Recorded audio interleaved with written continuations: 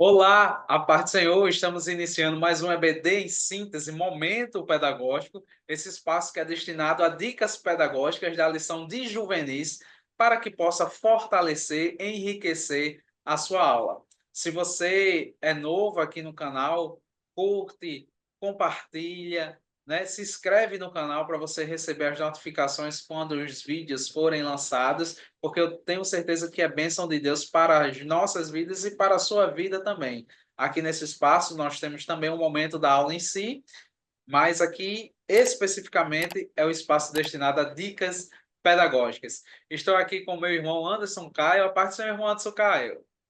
Olha, senhor Paulo, grato a Deus por mais uma oportunidade na qual ele tem me dado, para estar aqui mais uma vez contribuindo com o DENEC. Amém. Nesta oportunidade de hoje, neste vídeo, nós iremos tratar da lição de número 4, lição que traz um assunto interessantíssimo, que tem como título Cronologia do Novo Testamento. E, como sempre vocês sabem, geralmente as lições trazem três objetivos. E os três objetivos dessa lição é o seguinte: conhecer a história da compilação dos livros do Novo Testamento. O objetivo número 2, saber que os primeiros cristãos só tinham acesso ao Antigo Testamento. E o objetivo de número 3, compreender que os livros não estão dispostos em ordem cronológica. Esses são os três objetivos da nossa lição.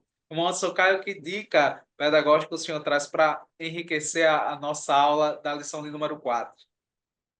Amém, Paulo. Professor, defina para seus alunos a palavra cronologia, né? De suma importância você definir o que significa a palavra cronologia, né? Explique ao seu aluno que a palavra cronologia, né, significa estudo do tempo, né? Mas que seu significado é ordem dos eventos. A cronologia tem como obrigação explicar ordens dos eventos. Dentro da cronologia, a gente vai seguir um passo interessante, que é a datação, né?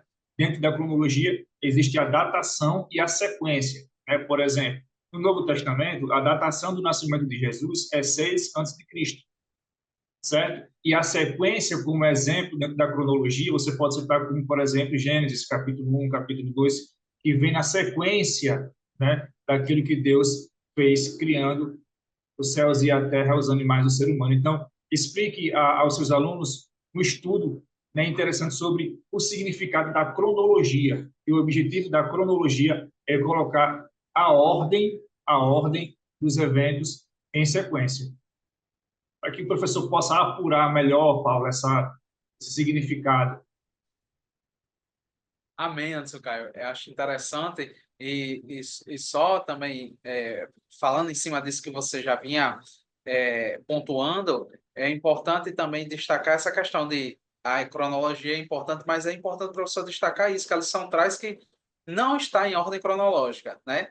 Sim, Eles não tiveram a preocupação de colocar as histórias na ordem que foram acontecendo os fatos. É lógico, quando a gente lê ali os primeiros capítulos dos evangelhos, as histórias seguem, o roteiro seguem uma ordem, mas os livros não estão dispostos, né, numa ordem cronológica, né?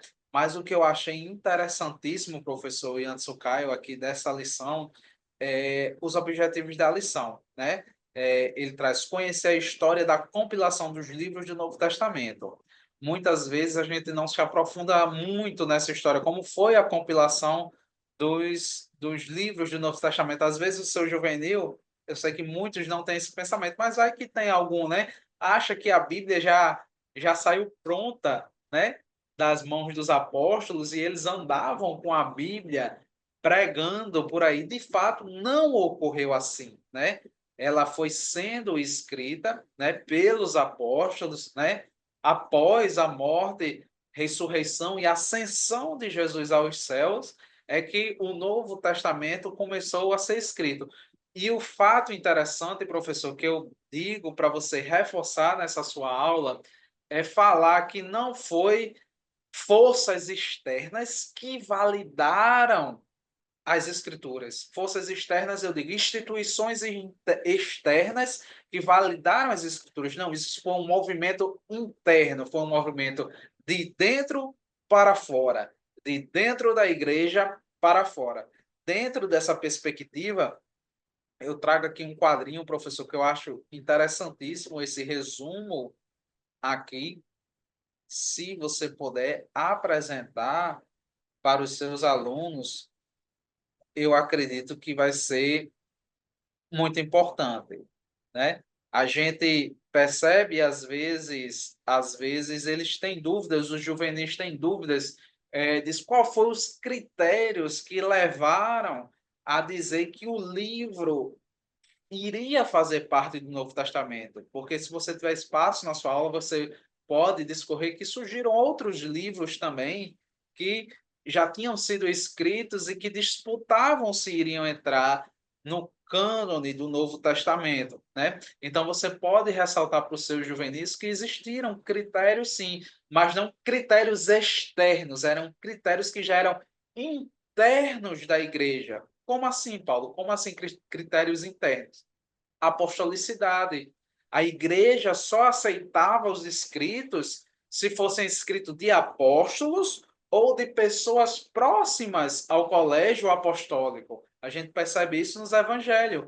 Marcos não é discípulo direto de Jesus, ele não é um dos 12, mas ele está próximo ao colégio apostólico, ele acompanha os discípulos de Jesus e ele escreve um evangelho, né? Lucas, de igual forma, ele não é um discípulo direto de Jesus, diferente de Mateus, né? Ele não é um discípulo direto, diferente de João, ele não é um discípulo direto, mas ele tem contato com esses discípulos. Então, a igreja, olhe, perceba, internamente já reconhecia os escritos, né, dos apóstolos ou de pessoas próximas ao colégio apostólico. Então, esse é um dos critérios, né? O segundo critério aí no nosso quadrinho é o regra de fé. O que é essa regra de fé?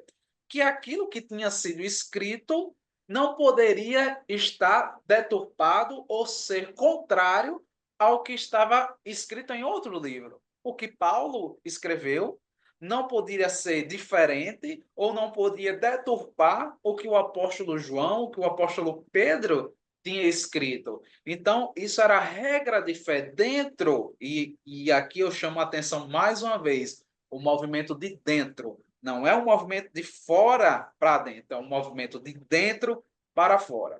E temos esse outro termo aí, que é a catolicidade, que nada tem a ver no aspecto geral com igreja católica, mas a gente vai no termo da palavra, na raiz catolicidade, que quer dizer o que? Universal, né? É universal. Então, todos esses escritos, eles tinham que ser o quê? Conhecidos por todas as igrejas.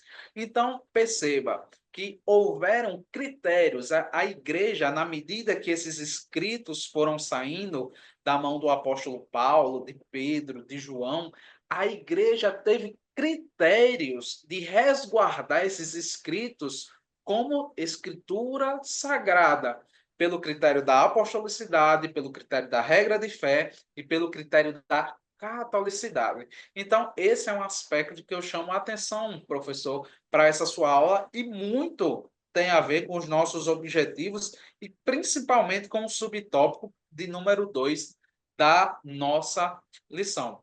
Então, esse quadrinho, se você puder levar para os seus juvenis, eu acredito que vai ser de grande valia. Antes, o Caio. Amém. Só adicionando, Paulo, que o que deu autoridade canônica tanto para Paulo como para Lucas foi principalmente o fato do contato. Por exemplo, Marcos teve o contato direto com Pedro. Então, o evangelho que Marcos escreveu foi ditado pelo apóstolo Pedro. Né? Isso a gente tira baseado nas tradições. Né? Por exemplo, Eusébio de Cesareia afirma que após a morte de Pedro, os romanos procuraram Marcos, né, e solicitaram a Marcos para que Marcos escrevesse tudo aquilo que ele aprendeu e tudo aquilo que ele ouviu do apóstolo Pedro. Então, isso, literalmente, como você falou, deu autoridade canônica para que Marcos pudesse ter um livro escrito na Bíblia.